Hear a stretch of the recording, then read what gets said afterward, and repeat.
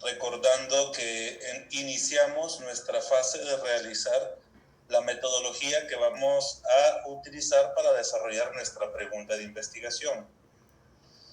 Y para eso recordemos que en esta parte de métodos, lo primero que tú tienes que decir es qué tipo de estudio vas a realizar. Y eso lo haces contestando unas preguntas muy sencillas. Estas preguntas que vas a contestar son las siguientes. Si existe una maniobra, y si existe una maniobra podrás tener un estudio experimental, pero si no tienes una maniobra es un estudio observacional. Si existe un seguimiento, en dado caso sería un estudio longitudinal, y si no es un estudio transversal de una sola vez, que no vas a verlos más veces en el tiempo. La dirección del seguimiento, que es muy distinto a la fuente de información, que lo mencionábamos anteriormente. La dirección del seguimiento podrá ser prospectivo o retrospectivo, entendiendo de que al hablar de dirección del seguimiento estás hablando de un estudio longitudinal. No puede existir un estudio transversal prospectivo, porque ya es una contradicción de definiciones. Y finalmente, la fuente de la información, en donde podrás tener estudios prolectivos y retrolectivos. Muchas veces eso es lo que se intenta dar a entender cuando utilizas algunos conceptos como retrospectividad o prospectividad, porque la fuente de información depende de si tú obtienes los datos directamente para tu investigación, y en ese caso es un estudio prolectivo. Datos prolectivos son muy valiosos. Si tú obtuviste los datos de un registro del expediente clínico de donde tú quieras, entonces será retrolectivo. La prolectividad y la retrolectividad no tienen nada que ver con el seguimiento, tienen que ver con la fuente de información. Y finalmente, si tienes un grupo de comparación, si tienes un grupo de comparación, tu estudio es analítico. Y si no la tienes, es un estudio completamente descriptivo. Entonces, en esta primera parte, donde aclaras qué tipo de estudio vas a realizar, no me interesa tanto que me digas que si es un ensayo clínico o una cohorte o una serie de casos, etc. Me interesa que contestes estas preguntas. Y a lo mejor lo único que vas a poner tú es una línea donde digas que tu estudio es observacional, longitudinal, retrospectivo, prolectivo, analítico.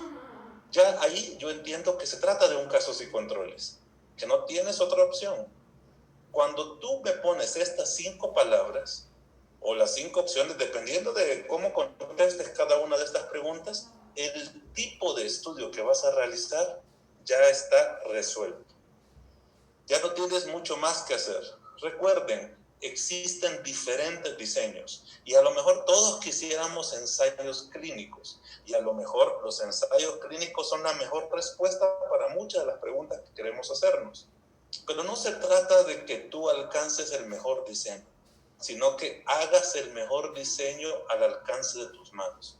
Yo prefiero un buen estudio de casos y controles a que intentes hacer un estudio experimental en donde no logres hacer nada, donde no logres representar nada, donde tu población no tenga ningún valor. Y por eso en esta clase vamos a hablar de esa segunda parte de tu metodología. Una vez que ya decidiste qué tipo de estudio vas a hacer, nos vamos a ir a ver población y muestreo. ¿Qué personas voy a incluir? Esto lo podemos ver de esta forma. Poblaciones existen diferentes tipos, o más bien diferentes definiciones. Y sabemos que la población que casi uno siempre requiere para un estudio es un grupo muy grande de sujetos. Muchas personas que comparten alguna característica, a lo mejor comparten su enfermedad, a lo mejor todos son hipertensos, o a lo mejor comparten un grupo etario o hasta un índice de masa corporal, no lo sé, pero son un grupo de sujetos que comparten algunas características en particular. Pero si tú quieres estudiar a toda esta población, a todos estos sujetos, podría ser muy difícil, incluso imposible.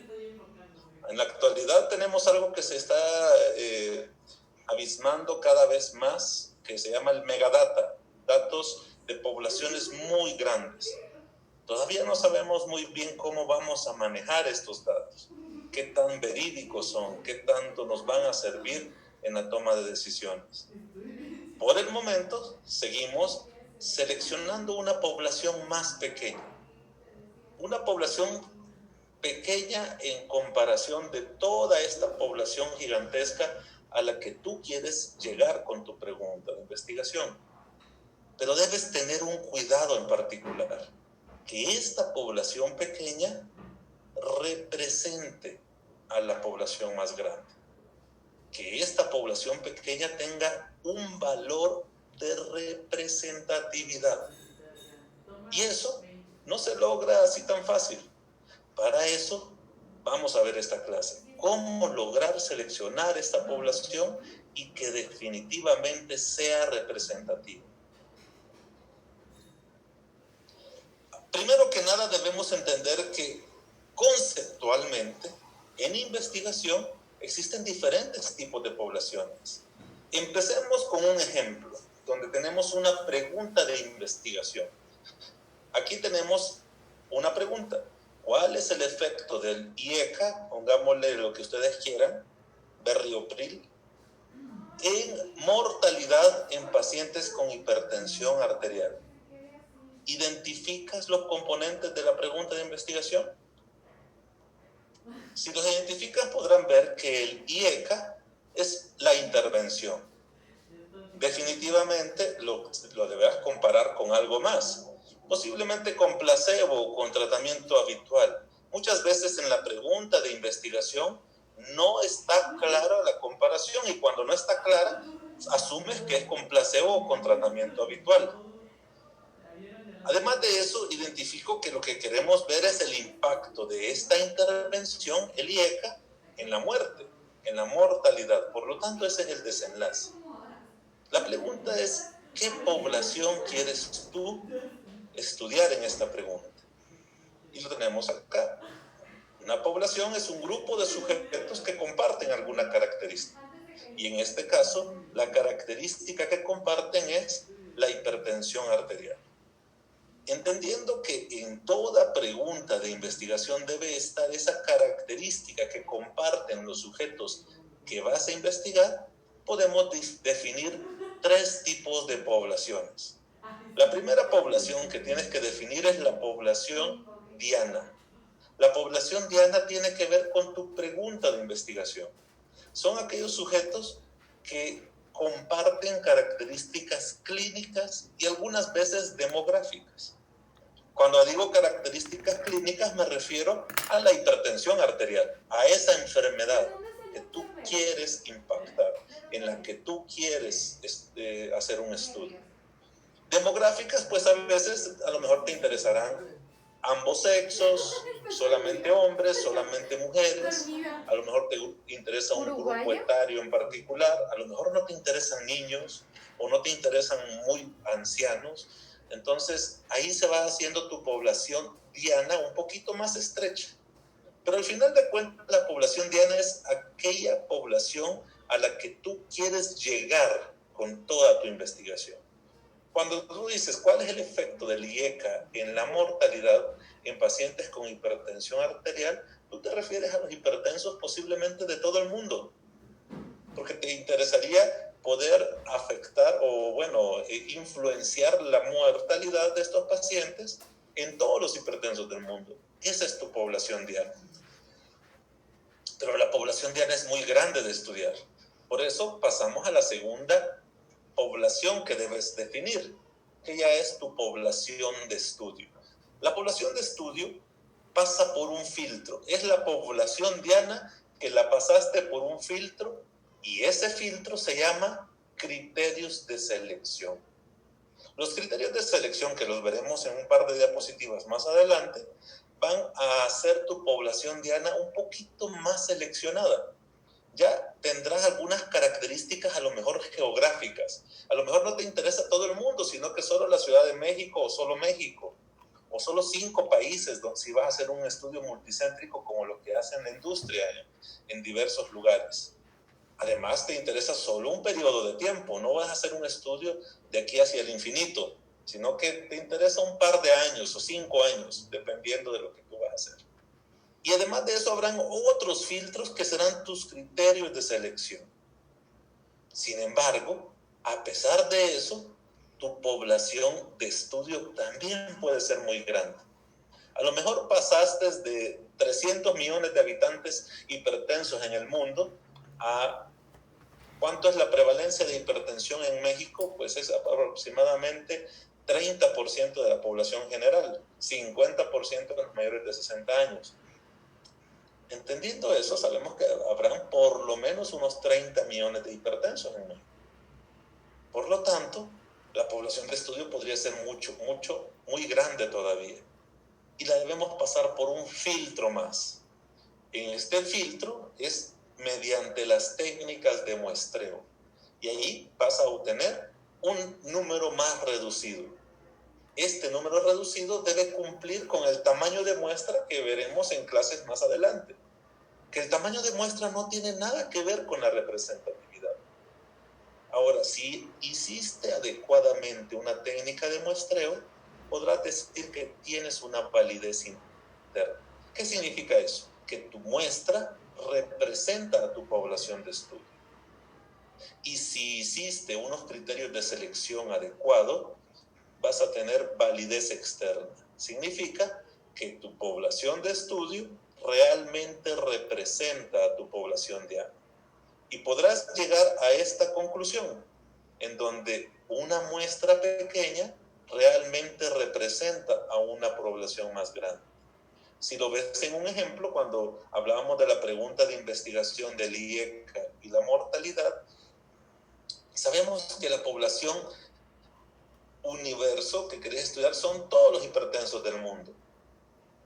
El primer filtro se llaman criterios de selección y eso te da tu población de estudio. Y aquí tenemos que son más de 65 años, que tengan una presión arterial sistólica arriba de 140 y diastólica arriba de 90, que no tengan hipertensión secundaria, que sean de la Ciudad de México y que estén entre el año 2020 y 2021.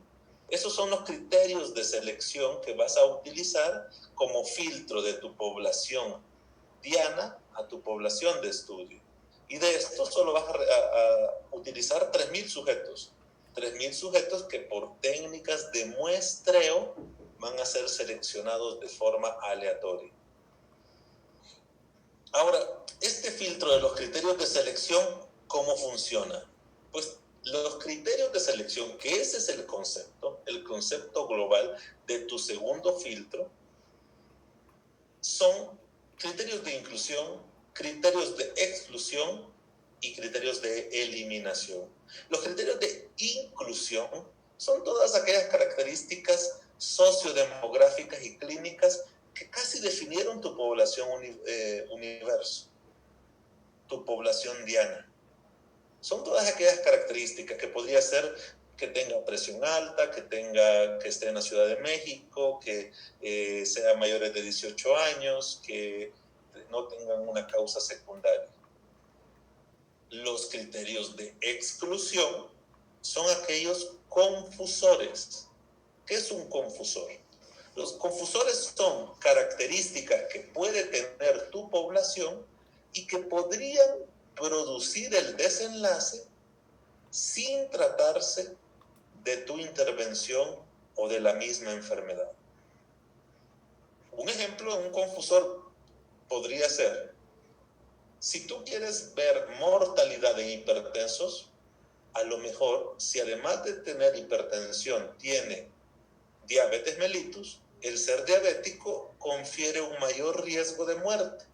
Y puede ser que ese sujeto en particular, al ser incluido en tu estudio, se termine muriendo y que no se muera por la hipertensión, se muera por una complicación de la diabetes. Entonces, cuando tienes estas enfermedades, estas características que te podrían producir el desenlace, en este caso muerte, sin tratarse de tu intervención ni de tu población, entonces es mejor excluirlos. No tiene nada que ver con aquellas características que ya afirmaste en los criterios de inclusión. Finalmente, los criterios de eliminación son aquellos criterios en las cuales tú aclaras a aquellos sujetos que tienen dificultad para medir el desenlace. Un ejemplo de un criterio de eliminación podría ser el paciente que faltó a más del 50% de sus citas, porque a lo mejor la pérdida en el seguimiento te puede generar un conflicto al final del estudio porque tú no sabes si ese sujeto sigue vivo o murió. O a lo mejor tú estás haciendo un estudio donde tu desenlace lo mides con un ultrasonido de hígado. Y en los sujetos que son muy gorditos, la señal o la imagen del ultrasonido no es tan buena. Entonces, estos sujetos, a pesar de que cumplieron todas las características, pero tú no sabes cuánto tiene de datos de unidades o de lo que estés midiendo en el ultrasonido porque tiene una mala ventana. Otro ejemplo de un criterio de eliminación sería aquel sujeto donde tú vas a medir el nivel de colesterol al final de un ciclo de tratamiento, pero la muestra de sangre se hemolizó o fue insuficiente. El sujeto cumplió todo, pero la última muestra, la que definitivamente te iba a servir para ver cómo estaba el sujeto, no fue efectiva. Y en esos casos tienes que eliminarlo, porque no lo vas a poder analizar. Entonces no hay que confundir exclusión con eliminación.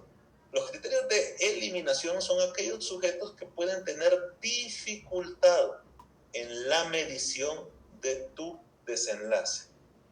Y los criterios de exclusión son aquellos confusores. Nuevamente les repito, ¿qué es un confusor? Cuando se puede producir el desenlace sin tratarse propiamente de la enfermedad o de la población o de tu intervención. Que la muerte no fue ni culpa de ser hipertenso, ni culpa de que le diste o no le diste el IEC. En ese caso, sí es un confusor. Ahora, cuando tú me dices que el criterio de inclusión es ser hombre, y me dices después que el criterio de exclusión es voy a excluir a todas aquellas mujeres, no tiene ninguna lógica, porque el ser mujer no es un criterio no es un confusor. Esto lo tienes que ver como la invitación a una fiesta.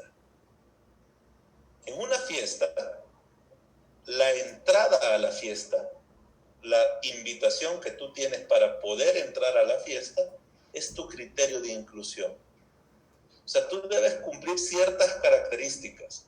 El tener más de 18 años, el ser hombre o el ser mujer o cualquiera de los sexos, el que tengas presión arterial arriba de 140, el que vivas en la Ciudad de México, etc. Todos esos sujetos, si cumplen tus criterios de inclusión, tienen el pase de entrada a la fiesta. Ya estando en la fiesta, vas a sacar a aquellos que tengan confusores. Vas a ir a buscar a todos los que están en la fiesta y vas a decir, este me puede alterar los resultados, va para afuera. Este otro me genera mucho estrés. Este otro es de los problemáticos, van para afuera. Pero para ser excluido, tuviste que entrar a la fiesta. Alguien que no entra a la fiesta no puede ser excluido, porque para ser excluido tuviste que haber entrado. Y para ser eliminado tuviste que haber sido invitado o incluido y nunca haber sido excluido. Entonces, si tú me dices, el criterio de inclusión es ser hombre y el criterio de exclusión es ser mujer, eso es incongruente, porque para entrar a la fiesta tendrías que haber sido hombre, adentro de la fiesta no debe haber ninguna mujer. De esos hombres que están en la fiesta, vas a sacar aquellos que tengan confusores. Por eso tienes que ir a leer muy bien tu pregunta de investigación y conocer cuáles son aquellas circunstancias médicas que pueden generarte un confusor. Y esos van a ser tus criterios de exclusión. Revisen los artículos y verán, se excluyen aquellos pacientes que tienen otras características clínicas que podrían ser confusores. A lo mejor te interesa excluir a toda embarazada. Imaginen que la entrada a la fiesta es cualquier sexo, pero la embarazada es un problema debido a que los medicamentos pueden tener efectos teratogénicos, porque las cuestiones éticas son un poco más complicadas en esta población. Y por eso han sido excluidas de la mayoría de estudios. A lo mejor no te interesan personas arriba de 90 años. Y eso es un problema que tenemos en la actualidad, donde la mayoría de maniobras que utilizamos no aplican para arriba de 90 años o arriba de 80, porque fueron excluidos. Entraron a la fiesta, pero el policía los sacó porque tenían una característica que no le conviene al investigador. Entonces, volviendo al ejemplo de los criterios de selección, veamos la pregunta donde hablamos de cuál es el efecto de IECA en la mortalidad. Y estas son las características que te interesan. ¿Qué son esos? Tus criterios de inclusión.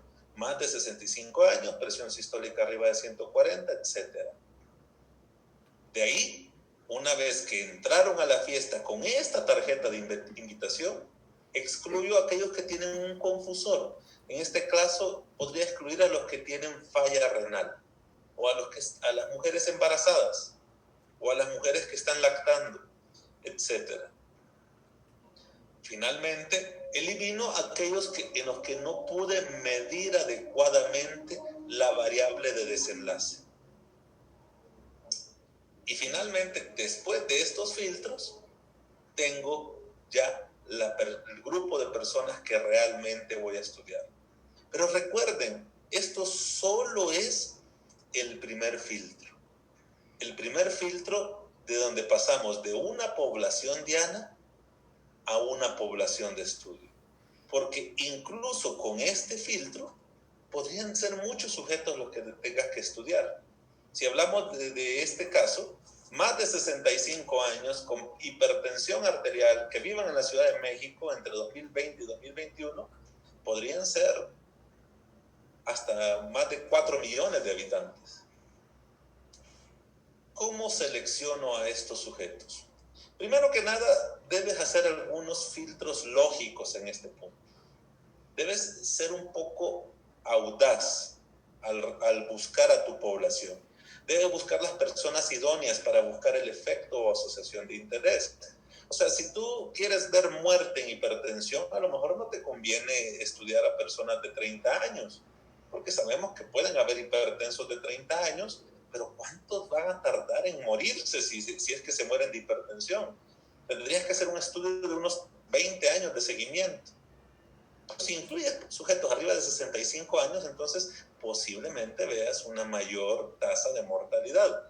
Y no es que los queramos matar en el estudio, pero a ti te interesa que ocurran desenlaces, porque los desenlaces, sea el que vas a medir, es lo que vas a comparar al final. Por eso debes también seleccionar aquellos sujetos en donde tengas una alta probabilidad del efecto hipotético de la asociación de interés. O sea, si estás usando un IECA, a lo mejor no te interesa mucho aquellos pacientes que tienen antecedentes de hipercalemia o de falla renal, donde administrarles el IECA pues podría generar que necesites suspenderle el medicamento. También excluyes aquellos sujetos que puedan no cumplir adecuadamente el protocolo. Por eso algunos ensayos clínicos requieren un cierto grado de escolaridad. Por lo general se excluyen a las personas que tengan algún retraso mental. También se excluyen a aquellas personas que tengan trastornos psiquiátricos conocidos, debido a que si está en un tratamiento de depresión mayor, existe la posibilidad de que tenga una recaída y que no puedas seguirlo en el tiempo. Debes excluir a todas esas personas que no tengan una alta probabilidad de cumplirte el protocolo. Y también aquellos sujetos en donde no puedas medir adecuadamente la respuesta, como lo que hablábamos del ultrasonido en obesos. A lo mejor si es un ultrasonido, de entrada excluyo a todo el que tenga un índice de masa corporal mayor de 30 o de 35, porque yo sé que en esos sujetos la ventana acústica es muy mala. O en aquellos sujetos que tengas inconvenientes por otras causas, aquellos sujetos que necesites administrar un material de contraste y tengan antecedentes de alergia a material de contraste. A lo mejor a esos sujetos los puedes excluir. No quiere decir que no les puedas hacer el estudio, los puedes premedicar, puedes buscar opciones, pero lo mejor es que de entrada los excluyas para que después no tengas que eliminarlos.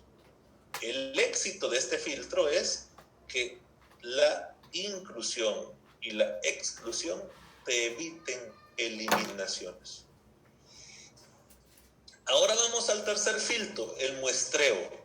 El muestreo no tiene que ver nada con el cálculo de la muestra. El muestreo es la forma en cómo seleccionas a las personas. El objetivo del muestreo es la representatividad de la muestra. El objetivo del cálculo de la muestra, como lo veremos en otras clases, es la significancia estadística. Cálculo de muestra y muestreo no son sinónimos. El muestreo puede ser de dos tipos. El muestreo puede ser no probabilístico y probabilístico. Cuando es no probabilístico es cuando no conoces la probabilidad que cada sujeto tiene de ser incluido en un estudio. Recuerden, muestreo es cómo voy a seleccionar a los sujetos. Y en el no probabilístico desconozco la probabilidad que tiene cada sujeto de ser incluido. En el no probabilístico tenemos tres grandes ejemplos o tres grandes tipos de muestreo. El muestreo de casos consecutivos. El muestreo de casos consecutivos es como la fila que ustedes están viendo aquí de sujetos, como la fila que se hace para ir a comprar las tortillas. Es una cuestión metafórica, en donde todos los sujetos hacen una fila imaginaria y dependiendo de cómo vayan llegando, van a ir entrando al estudio. Es decir, tú quieres reclutar hipertensos aquí en el Hospital Español e imagínate que pones un módulo en la entrada donde vas a estar reclutándolos. Y todo el sujeto que llega a tu módulo lo incluyes en un momento. ¿Cuál es la probabilidad que tiene un sujeto de entrar al estudio en esta fila? No la conoces.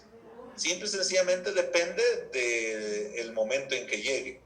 Imaginemos que vas a incluir 100 sujetos. La probabilidad que tiene de entrar el 101 que llega a la fila es desconocida, pero ya no puede entrar. Entonces, realmente es una cuestión del azar. Tu población que vas a incluir únicamente depende del momento en que llegue. Eso es casos consecutivos. Si tú vas a revisar la base de datos del servicio de maternidad y vas a seleccionar todas las mujeres que han tenido hipertensión gestacional y vas a ir incluyendo mujer por mujer conforme vayan apareciendo en el censo, eso es un muestreo de casos consecutivos. Porque realmente estás incluyéndolo como una fila imaginaria, en donde están todas las mujeres con esta enfermedad y vas incluyendo simple y sencillamente por el momento en que aparecen en tu listado. El muestreo de conveniencia es el siguiente no probabilístico. También desconoces la probabilidad que tiene cada sujeto de entrar al estudio. Este es un poquito peor. Este es un muestreo accidental, en donde el investigador selecciona a los sujetos más accesibles. O sea, a lo mejor dices, yo quiero hacer un estudio de hipertensos en la Ciudad de México y necesito 3,000 sujetos. Pero a mí se me hace más fácil reclutarlos en el Hospital Español nada más.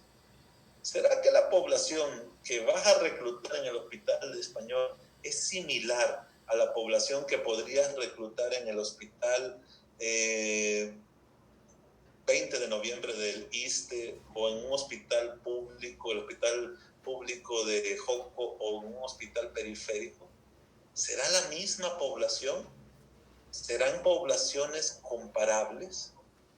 Ese es el problema de hacer un muestreo de conveniencia. A lo mejor tú dices, necesito ubicar diferentes lugares para tratar de incluir sujetos de diferentes poblaciones. Y eso puede ser más difícil. Finalmente, el muestreo a criterio o intencional es el peor de todos. En ese, el investigador decide. ¿Qué significa esto? Que estás en tu stand, en tu ventanilla donde estás reclutando sujetos, aquella ventanilla imaginaria de la que hablábamos, y el investigador dice, este sí, este no, no me gusta, este sí, y así sucesivamente. ¿Por qué selecciona a cada sujeto? Solo el investigador sabe. Entendemos que lo más probable es que seleccionó a los que más le gustaban, a aquellos que tienen más probabilidades de presentar el efecto deseado. Ese es el problema de los muestreos no probabilísticos. La representatividad de la población diana es limitada, muy, muy limitada, porque puede tener todos esos problemas. Tú debes decir en tu protocolo qué tipo de muestreo vas a hacer. Y si haces un muestreo no probabilístico, debes entender que todos los revisores de una revista o donde lo quieras publicar van a cuestionar la representatividad. Si dices que incluso es un muestreo a criterio, la cosa es peor, porque tú dices son sujetos muy bien seleccionados. Entonces, realmente la respuesta que obtengas ahí no sabemos si la vamos a poder generalizar. Ahora, si tú quieres no tener ese problema, debes hacer un muestreo probabilístico. Probabilístico es, conozco la probabilidad que cada sujeto tiene para entrar a la muestra.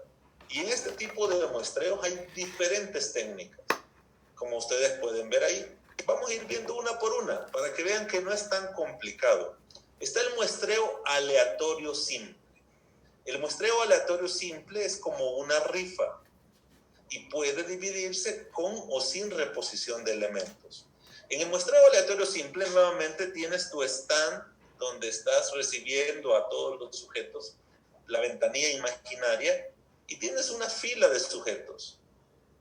Como ustedes pueden ver, estos son los sujetos que tienes en cada uno de ellos, y lo que puedes hacer es, con cada sujeto, lanzo una moneda al aire. Si sale águila, entra al estudio. Si sale sello, no entra al estudio. Ahora pregunto, ¿cuál es la probabilidad que tiene cada sujeto de entrar al estudio? 50%. Depende de tu lanzamiento de la moneda. Ahí ya conoces cuál es la probabilidad. ¿Cuál es el problema con este muestreo? Pues que habrá algunos sujetos de tu fila que no van a entrar. Veamos aquí en el ejemplo. El primero salió águila, entra. El segundo no. Le das las gracias y lo despides. Y le dices, muchas gracias por participar. El tercero, águila, entra. Cuarto, quinto y sexto no. Y así sucesivamente. Claro que vas a perder sujetos. Pero atrévete a perder sujetos. Porque aunque tú no lo veas de esta forma, aunque tú creas, yo prefiero tener 500 sujetos con un muestreo no probabilístico. Esos 500 sujetos no representan nada. Pero si tú haces un muestreo probabilístico, a lo mejor vas a tener 300 y vas a perder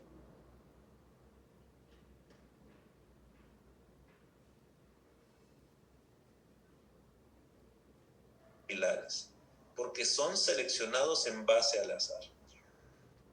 Reitero, atrévete a hacer un muestreo, aunque sea aleatorio simple. Otra forma de hacer un muestreo aleatorio simple es que tengas una urna como la que vemos en esta esquina y ahí tengas todos los sujetos que puedes recolectar. Por ejemplo, esto sirve mucho si tú quieres hacer un estudio retrolectivo de tus archivos clínicos. Nuevamente vuelvo al ejemplo. Mujeres embarazadas que desarrollaron hipertensión gestacional. Ok, voy a revisar toda la base de datos y saco que hay 200 mujeres. De esas 200 mujeres hago un papelito con el nombre o con un número de identificación de cada una de ellas. Y lo meto a la urna, a esta caja, y voy seleccionando los sujetos. ¿Cuál es la probabilidad que tiene de ser seleccionada cada uno de los sujetos cada vez que metes la mano? 1 en 200. Si no seleccionas a uno de los sujetos porque en ese momento no le toca, puedes reponerlo, volver a meterlo. Incluso si lo seleccionas, puedes volver a meterlo. ¿Eso para qué sirve? Eso se llama reposición de elementos. Quiere decir que tengo en la caja las 200 mujeres con hipertensión gestacional y de ahí voy a seleccionar 150. Saco el primer papelito y dice fulana de tal. La anoto. Es la primera mujer que voy a revisar ya su expediente completo para sacar los datos que necesito, pero vuelvo a doblar el papelito y lo meto a la caja otra vez. ¿Por qué? Porque cuando sacaste el primer papelito, ¿cuál era la probabilidad de cada mujer de ser seleccionada? 1 en 200. Si ese papelito lo tiras a la basura, la siguiente ya no es 1 en 200, es 1 en 199. Y así sucesivamente. Si repones los elementos, claro que existe la probabilidad de que vuelvas a sacar al mismo sujeto en alguna ocasión.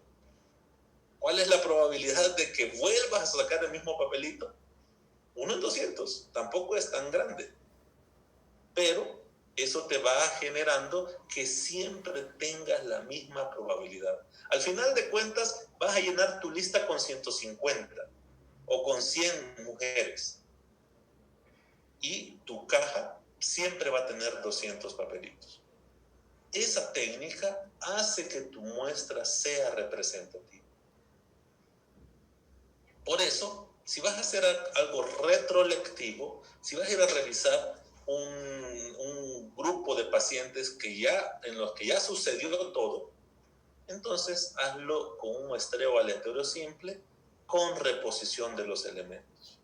Claro que requiere algún esfuerzo hacer esto y claro que vas a perder sujetos, pero atrévete a perderlos, porque ese grupo más pequeño son representativos. Un grupo más grande, aunque el número te apantalle un poco más, no tiene ninguna representatividad. Ahora, tenemos otros tipos de muestreo. Los otros muestreos que son más sofisticados son mucho mejores. El aleatorio sistemático es una regla matemática. El aleatorio sistemático es como que tú pongas en fila otra vez a los sujetos, como los vemos acá, y que tú digas, bueno, voy a contar 1, 2, 3, y siempre el número 1 entra, 2 y 3 los elimino. Puede ser 1, 2, 1, 2, 1, 2, y ese es un aleatorio sistemático. Existen reglas matemáticas mucho más difíciles que las generas en computadoras. Y este es el método que yo utilizo casi siempre, en donde dices, cada sujeto es una serie de números, como las que ustedes están viendo acá. Y existen programas que te generan estas secuencias de números aleatorios. Y tú puedes generarlas miles y miles y miles de veces, o sea, infinitas veces. Y nunca es igual. Entonces, cada sujeto es esta serie de números. De estos voy a tomar solo el tercer número. Si es par, entra. Si es impar, no. A lo mejor te parecerá absurdo y dirás, no, bueno, es hacerla mucha mucha cosa, ¿no? Es hacerle muy complicada la cuestión. Pero si haces eso, lo más probable es que tu muestra sea mucho más representativa. Porque definitivamente es el azar lo único que selecciona a tus sujetos. Ahora, otra técnica de muestreo es el muestreo estratificado. En el muestreo estratificado es por estratos, en donde dices necesito cierto número de hombres y cierto número de mujeres. Voy a ir haciéndolo de una forma aleatorio simple o aleatorio sistemático, pero al cumplir una cuota de hombres, me voy a dedicar solo a buscar mujeres. Eso es un estratificado. Puedes hacer estratos por sexo, en donde, como ustedes ven al principio, se fueron seleccionando hombres y mujeres, o solo hombres, dependiendo de que querías cumplir la cuota de sexo masculino inicialmente, y después solo vas seleccionando mujeres. Lo podrías hacer en diabéticos y no diabéticos, hipertensos y no hipertensos. Son estratos. ¿Por qué haces un muestreo estratificado? Bueno, porque tienes un confusor que no lo excluiste. Porque quieres un número idéntico de esas características en ambos grupos. Entonces, al hacerlo así, puedes controlar ese factor. Eso va a hacer que en tus poblaciones tengas un número de mujeres y un número de hombres muy similares. Entonces, el muestreo estratificado es como un muestreo por cuotas, donde tú dices, voy a tener 2 estratos, voy a cumplir con uno, puedo ir incluyendo en ambos, pero al cumplir la cuota del primer grupo, me olvido de ese grupo y empiezo solo a incluir la cuota del segundo grupo. Estos grupos dependerán de un factor confusor que no excluiste. ¿Por qué no lo excluiste? No fue porque se te olvidó, fue porque no quieres generalizar los datos. Tú sabes que hay diferencias entre hombres y mujeres, pero al final de cuentas no vas a hacer un estudio solo en hombres o solo en mujeres porque tú quieres que el medicamento funcione en ambos sexos. Que no digan al final solamente se ha aprobado para su utilización en mujeres o en hombres. Entonces, para evitarte ese problema, para evitarte esas diferencias, si es que las hay, puedes hacer un muestreo estratificado. El muestreo por conglomerados es la forma que se utiliza en los estudios multicéntricos. El ejemplo más clásico es el de las escuelas, donde dices, necesito tener representatividad de todas las escuelas de la Ciudad de México en cuanto a los conocimientos de ortografía. Así que mándenme a 10 alumnos de cada escuela y pues voy a tener de la escuela número 1 10 niños, de la escuela número 2 10 niños y así sucesivamente. Cada uno de esos niños es un clúster o conglomerado. Y ese conglomerado hace que cuando tú lo juntas a todos, representas a todas las escuelas, más o menos. Funciona con los multicéntricos. En los multicéntricos, pues dices, necesito 20 sedes. Y en cada una de estas sedes voy a requerir 100 sujetos. Esto hace que cada sede pueda brindar 100 sujetos. A veces no lo puede hacer una sede de 100 sujetos y lo que hace es, bueno, en esta ciudad necesito 2, 3, 4 sedes. Es como cuando nos invitan a nosotros en México, en la Ciudad de México, a los multicéntricos, donde sabemos que un solo hospital no va a alcanzar a cubrir la cuota de nuestro clúster, de nuestro conglomerado. Y entonces no solo te invitan a ti, invitan a varios hospitales. Y entre todos cumplimos la cuota del conglomerado de México. Entonces, ese es el muestreo por conglomerados, el mejor ejemplo. A lo mejor no es tan fácil que lo realices, porque a lo mejor no va a ser tan factible que lo puedas hacer multicéntrico para tu tesis o para un trabajo de investigación. Pero conforme vas avanzando en investigación, estos muestreos se hacen más frecuentes. Y finalmente, el mejor muestreo de todos es el bietápico.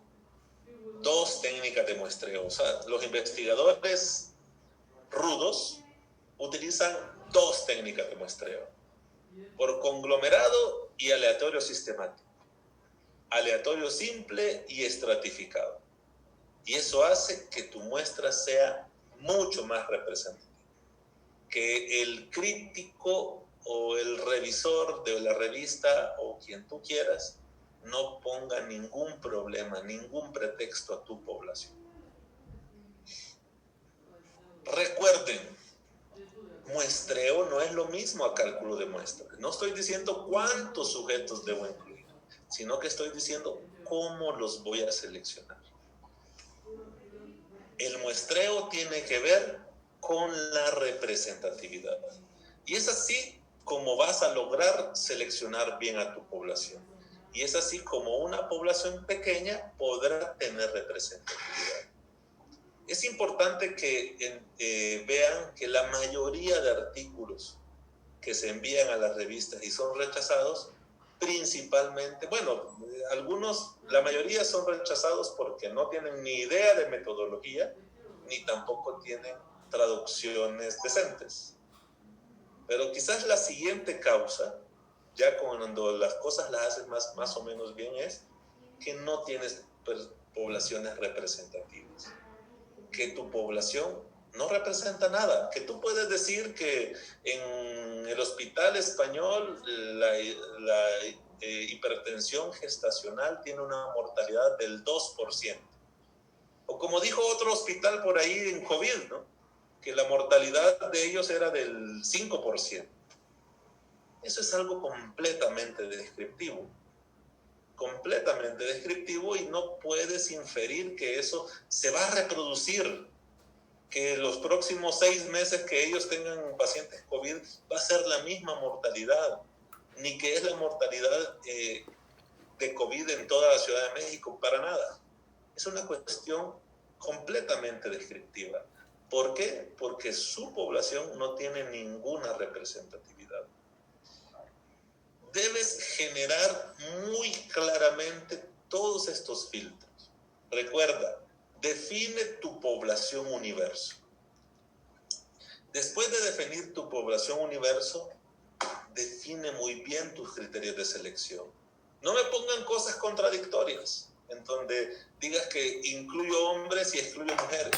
Eso no puede ser. Eso es mal conocimiento metodológico. Y después de eso, tienes que decir tu técnica de muestreo. Si no tienes ninguna técnica de muestreo, pues tienes que decir que es no probabilístico secuencial o no probabilístico por conveniencia. Ay, lo odio. Pero ya ahí ya tienes un problema. No entiendo. Porque tu población jamás representará nada. Y entonces es poco probable que sea aceptado en una revista. No te entiendo. Por eso les he dicho varias veces el día de hoy, atrévanse a perder sujetos en un muestreo probabilístico. Eso les dará representatividad, y al tener representatividad, entonces podrán publicar mucho más fácil, llegarán mucho más cercanos a una verdad que no hacerlo. Muy bien. No sé si tienen alguna duda, comentario.